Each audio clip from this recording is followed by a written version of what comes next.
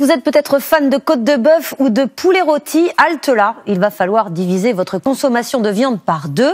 Ce n'est pas le rapport d'un organisme de santé publique qui le dit, mais celui d'un think tank politique.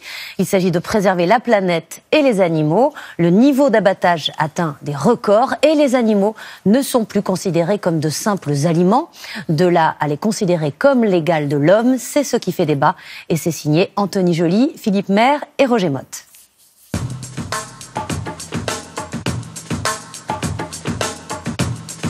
Domestiques, sauvages ou d'élevage, ils sont nos compagnons de vie. Des animaux loin d'être bêtes, doués d'intelligence, de conscience, de sensibilité, nous sommes de plus en plus soucieux de leur bien-être. À tel point que certains estiment qu'il faut les traiter comme des humains. Alors faut-il considérer l'animal comme l'égal de l'homme? C'est ce qui fait débat.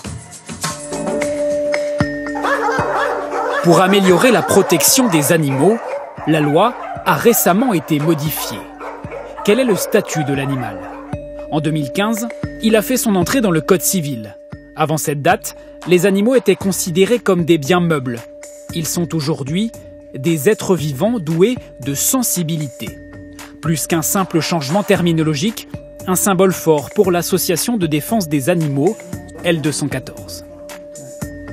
Cet article du Code civil, il est important parce qu'il donne un signal fort au niveau juridique, justement. Aujourd'hui, les juges voient que le Code civil s'intéresse à la question animale aussi, et peut-être ça peut les influencer aussi dans leur manière d'appréhender les affaires qui leur sont présentées.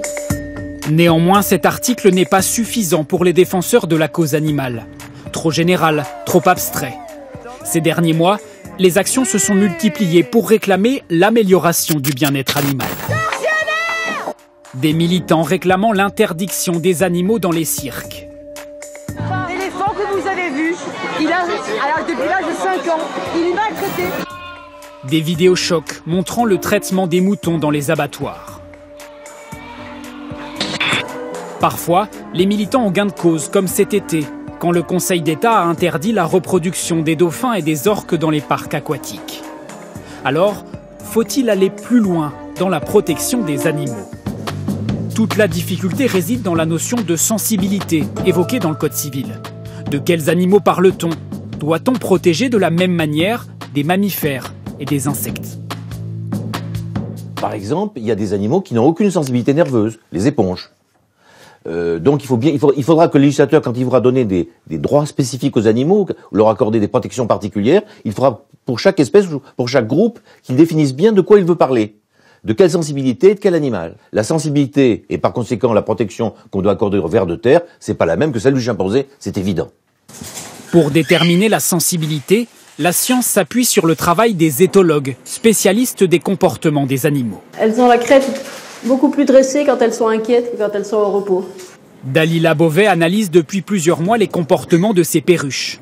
Elle a remarqué que comme beaucoup d'animaux, ces oiseaux sont capables de ressentir des émotions.